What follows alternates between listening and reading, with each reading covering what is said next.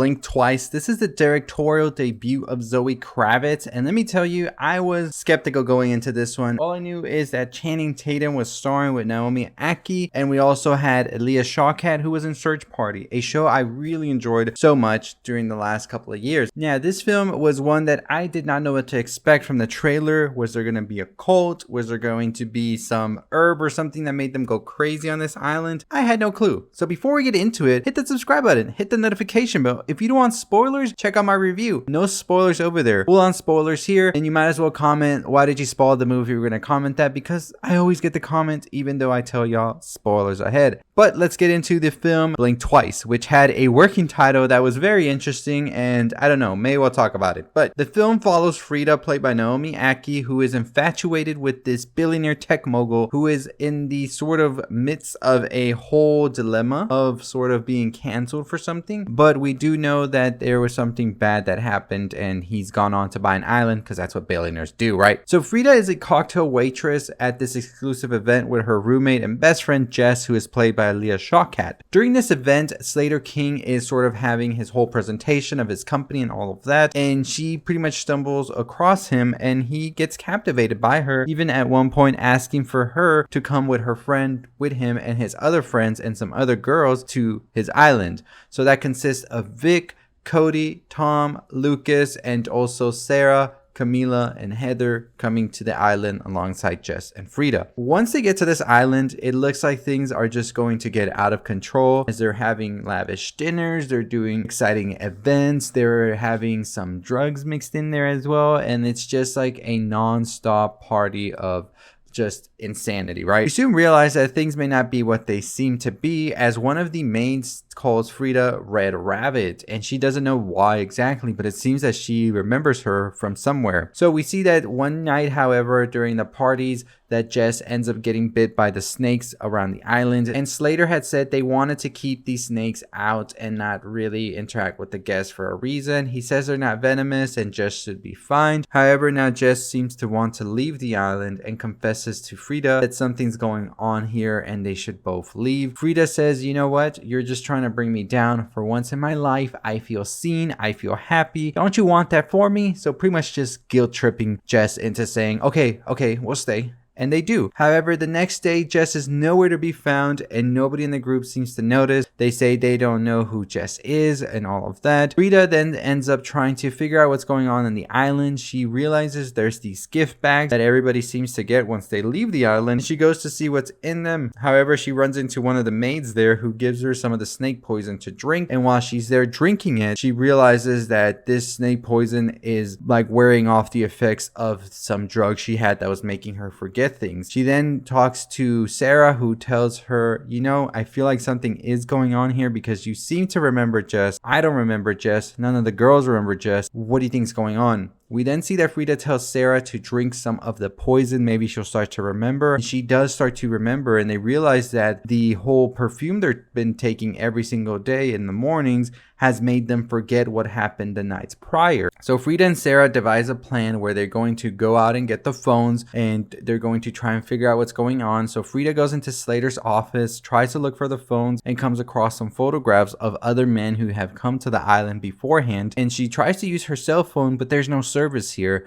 so she has to go back right before Slater can find her. However, now as more of the poison's taking control of Frida's body and Sarah, they start to remember what exactly happened on this island, and it is horrific. By the way, like I said before, there's trigger warnings for this movie. It does get triggering for some people, and if you get triggered by me saying trigger warnings, trigger warning to you as well. So this is when they realize that there is something here, because the men are assaulting the woman every single night and wiping their memories using the flour or the perfume they've made from the flour, so they don't remember what happened. And we see that Frida and Sarah find these different Polaroids of different women that have been brought on here, and the male guests that Slater brings in order to assault these women, and then gives them the perfume to take with them away from the island. So Sarah and Frida decide to get all of the other women the snake poison by giving them shots in disguise of the snake poison, saying it's tequila shots with snake venom. So they get excited about that because it's exotic, right? Eventually we see that the other women start just pounding the shots.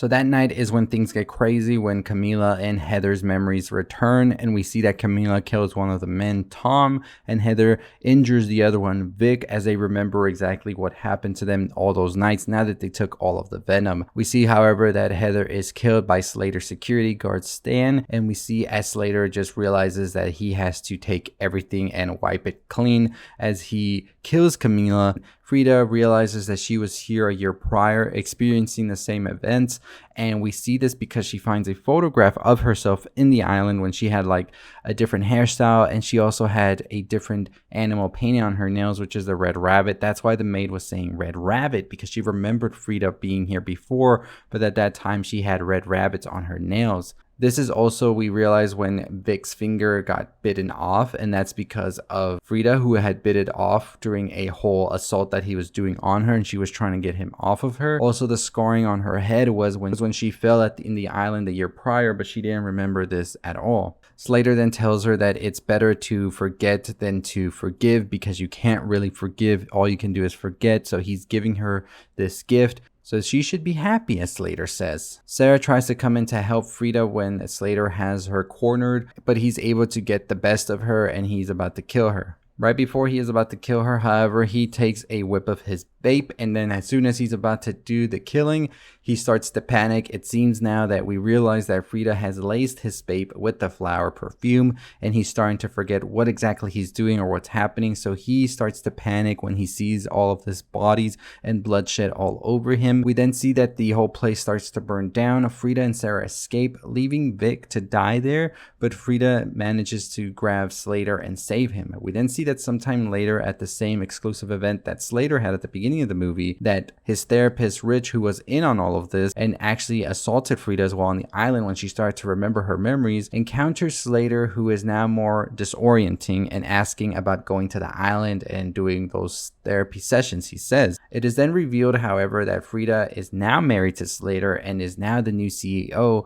because she's been drugging his vape with the flower to keep him compliant and docile, if you will. And we see as Frida gets a congratulations and she has Rich apprehended, and the movie ends. So I thought it was a very interesting and horrific twist that this movie had. I was really expecting more of it to be sort of a cult type membership going on here, but we realized that the men here were just taking advantage of women by bringing them onto this island. Slater was like the ringleader of sorts, and he was just pretty much bringing these wealthy individuals, his friends and things, over with unsuspecting women, using that perfume that would be left in their room because they knew that they would pretty much end up using it, and that perfume would make them forget their memories of the day, and so everything just seemed like a blur to them. So the men were able to have their way with the women, take advantage of them day in and day out, and they would just forget about it and they would just go back to living their lives after, as we saw with Frida, who had been here a year prior and didn't even remember that at all. This is why Slater so much kept saying that it's better to forget than to forgive, because you really can't forgive. All you can do is just forget about things that have happened. So in his warped sense of mind, he was doing something good for everybody, but pretty much at the end we realized that, and of course Jess met her demise because the only antidote to the flower was the snake venom. This is why Slater had the snakes killed, because he knew if they bit any of the women they would start to remember, and of course this would foil his plan, and that wasn't what he wanted to do at all. He wanted to keep doing this sort of business model he had been doing. At the end, however, we saw Frida decided to save Slater because I guess Frida just saw it as a way for her to be able to climb up the ladder, and this is the only way she can really get